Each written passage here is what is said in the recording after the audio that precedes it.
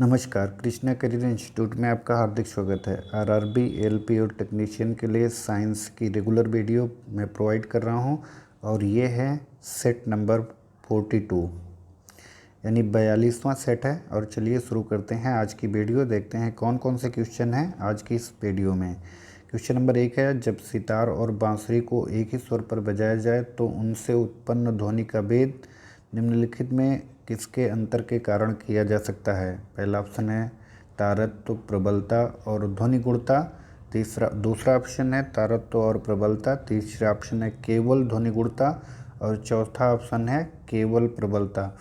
तो जब दो यंत्र एक ही स्वर पर बज रहे हों तो ध्वनि में अंतर जो होता है केवल गुणता के कारण उत्पन्न हो जाता है। ध्वनि के 3 लक्षण होते हैं। एक होता है तीव्रता, दूसरा होता है तारत्व और तीसरा होता है गुणता। तीव्रता ये बताती है कि कोई ध्वनि कितना तीव्र, ऊंची या नीची है, कितना उसकी डेसिबल कितना ज़्यादा है, कितना कम है, कितना शोरगुल है, कितना कम शोरगुल है।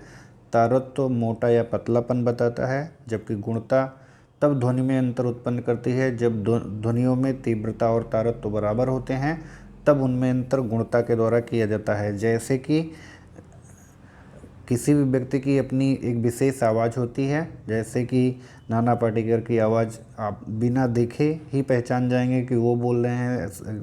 अमिताभ बच्चन की आवाज़ आप पहचान जाएंगे तो उनकी आवाज़ में एक विशेष लक्षण निहित होता है, उससे पता लग जाता है कि वो गुणता होती है। अगला क्वेश्चन है, निम्नलिखित में से किस तरंग की लंबाई सबसे अधिक होती है। निम्नलिखित में से किस तरंग की लंबाई सबसे अधिक होती है। तो रेडियो तरंगें जो होती हैं इनकी लंबाई सबसे अधिक होती है। अगला क्वेश्चन है, एक टीवी सेट को चलाने के लिए निम्न में से किस एक टीवी का रिमोट नियंत्रण इकाई का प्रयोग किया जाता है। तो टीवी सेट को चलाने के लिए टीवी रिमोट में जो नियंत्रक होता है उसमें रेडियो तरंगें यूज की जाती हैं। अगला क्वेश्चन है, सामान्य टीवी रिमोट कंट्रोल में प्रयोग की जाने वाली तरंगें जो होती हैं वो अवरक्त किरणें होती हैं, इंफ्रारेड वेव होती हैं। सामान्य टीवी रिमोट कंट्रोल में अवरक्त किरणें जो है प्रयोग में लाई जाती हैं। अगला है, टेलीविज़न के दूरस्थ नियंत्रण के लिए किस प्रकार के विद्युत चुंबकीय विकिरण का उपयोग किया जाता है। तो इसका राइट आंसर है अवरक्त यानी कि इंफ्रारेड वेव, IF जिसे कहते हैं। अगला क्वेश्चन है, टेलीविज़न ग्राही के दूरस्थ नियंत्रण में किस प्रकार की वैद्युत चुंबकीय विकिरण प्रयोग में लाई जाती है। तो इस क्वेश्चन का भी राइट आंसर है ऑप्शन सी। देखिए क्वेश्चन जो है विभिन्न प्रकार से पूछे जा रहे हैं, क्वेश्चन में जो पूछने का तरीका बदल रहा है लेकिन उत्तर सबका एक है, तो इसलिए आपको ध्यान में रखना है कि क्वेश्चन चाहे जिस एंगल से पूछे लेकिन आपको सही उत्तर की पहचान करना है। अगला क्वेश्चन है, जब टीवी का स्विच ऑन किया जाता है तो श्रव्य और दृश्य दोनों साथ शुरू होते हैं। श्रव्य तुरंत सुनाई देता है लेकिन दृश्य बाद में दिखाई देता है, क्योंकि दृश्य को कुछ अभ्यास समय चाहिए। दृश्य तुरंत प्रारंभ हो जाता है लेकिन श्रव्य बाद में सुनाई देता है, क्योंकि ध्वनि प्रकाश की अपेक्षा कम वेग से चलती है या टीवी के ब्रांड पर निर्भर करता है। तो क्वेश्चन नंबर 7 का राइट आंसर है श्रव्य और दृश्य दोनों एक साथ शुरू होते हैं। अगला क्वेश्चन है, दूरदर्शन प्रसारण में चित्र संदेशों का संचरण होता है। दूरदर्शन प्रसारण में चित्र संदेशों का जो संचरण होता है वो आयाम मॉड्यूलेशन के द्वारा किया जाता है। टेलीविज़न प्रसारण में श्रव्य संकेतों को प्रेषित करने के लिए तकनीक है। तो श्रव्य संकेतों के लिए फ्रीक्वेंसी मॉड्यूलेशन और दृश्य संकेतों के लिए आयाम मॉड्यूलेशन। याद रखिएगा, श्रव्य यानी सुनने वाले संकेतों के लिए, श्रव्य संकेतों के लिए आवृत्ति मॉड्यूलेशन का और दृश्य संकेतों के लिए आयाम मॉड्यूलेशन का उपयोग होता है। एक रेडियो स्टेशन से 30 मीटर बैंड पर प्रसारण प्राप्त होता है। इस स्टेशन द्वारा प्रेषित वाहक तरंगों की आवृत्ति कितनी होगी। तो वाहक तरंगों की आवृत्ति होगी 10 मेगाहर्ट्ज।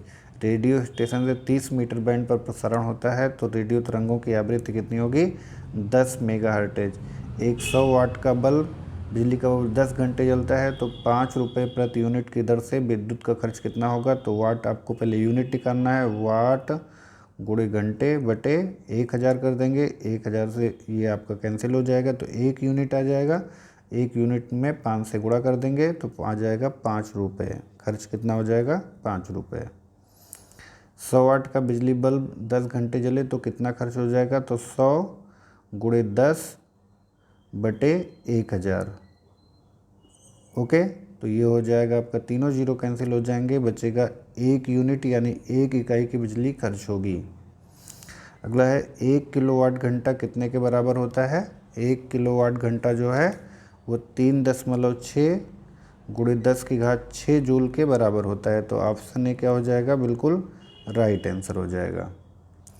अगला क्वेश्चन है 100 वाट के एक बल्ब को 4 घंटे तक स्विच ऑन रखा जाता है, प्रयुक्त विद्युत ऊर्जा कितनी होगी। तो 100 गुणे 4 बटे 1000 होगा, और 1000 से जब भाग करेंगे तो आ जाएगा 0.4 यूनिट। ओके, अगला क्वेश्चन है बिजली की खपत का बिल किसके मापन पर आधारित होता है। वाटेज, ओम, वोल्ट, एम्पियर। निम्नलिखित में से अपना उत्तर चुनें। केवल एक, केवल 1 और 2, 2 और 3, 1 और 4। तो इसका राइट आंसर है वाटेज पर आधारित होता है। ऑप्शन ए क्या हो जाएगा, राइट आंसर हो जाएगा। तो आज की ये वीडियो कैसी लगी ज़रूर हमें कमेंट में बॉक्स में बताइए। आरआरबी की तैयारी के लिए हमसे जुड़िए। हमारी रेगुलर वीडियो आपको अग्नि पहुंचा रहे हैं हम, और वीडियो को लाइक करिए, शेयर करिए और चैनल को सब्सक्राइब भी करिए। जय हिंद।